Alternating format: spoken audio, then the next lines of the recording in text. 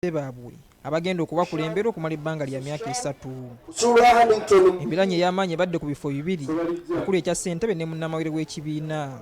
Ku kya munnamawulire kibadde kiriko abantu babiri okuli Kiggundu Wilson ne Ssebalijja Joseph nga bano basoose kubuulira abalonzi bye bagenda okubakolera. Bannamawulire nja kusobola okubakwanaganya ko naddala nga tulina ensonga ey'essimba gye twagala okuyisaawo mu mawulire. Ngenda kutangira abalungamya okugwa mu buzibu oba olulimi obutaseerera. Naye singa oba toweereddwa mukisa kuyitamu tuba tufiiriddwa omukisa ogwo. Singa oba olekedde kigudde ensonga ne ziyonka.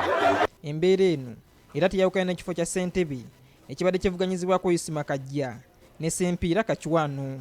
Ng'ateekawo empuliziganya ennungi wakati w'olukiiko lw'engenda okukulembera awamu n'omulungamya ko n'obwakabaka bwa Buganda nga mpita minisitule y'obuwangwa ennono embiri n'obulambuzi. Kulaba nga kompyuta tugirina tubeere nga tufuna bye tuyita database y'abogezi nga ne bwoba oyagala omwogezi ng'ali Buddu, oyagala omwogezi ng'ali Ssese, osinzizinoga nti ayani. Wano akuliddemu okulonda kuno Oweekitiibwa Kyobe Elijah asoose kusaba abalungamya b'emikolo bano okukozesa obulungi olulimi olutatyobola bannaabwe. Mu kutendekebwa kwaffe era kye tumanyi wano mu Buganda, buli mulimu gw'obeerako, buli buweereza bw'obeerako obukola ku lw'abeene. Ku ssaawa 7 okulonda kutandise wakati mu bbugumu ery'amaanyi era gye bigwedde nga Kajja Isima yawangudde obwa Ssentebe n'obululu 109 ate ye munne Sempiira Yusufu n'afuna obululu 119. Kigudde. Ate ekifo kya munnamawulire w'ekibiina kino kiwanguddwa Kiggundu Wilson ng'ameze munne Ssebalijja Joseph. Ebifo ebirala ebiwerako biwanguddwa abantu ab'enjawulo era bano basuubiza abalonzi okubakulembera obulungi. N'olwekyo okulonda kuno nga kuwedde ate tugenda kubeera n'omusomo gw'ebyenkulaakulana ng'ennaku z'omwezi 18. Mpita abo bonna ababadde bavuganya nti bajje tukolere wamu.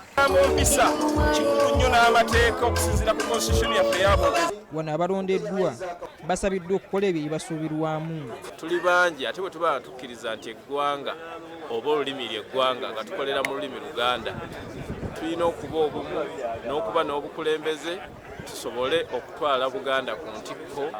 Ngenda kufuba nnyo okulaba nga nsomesa abalungamya bannange ennono eziva mu mawanga ag'enjawulo. Katusabe kibe nga kikoleddwa mu mmeeme ennungi na mwoyo mulungi olw'obulungi bw'abalungamya.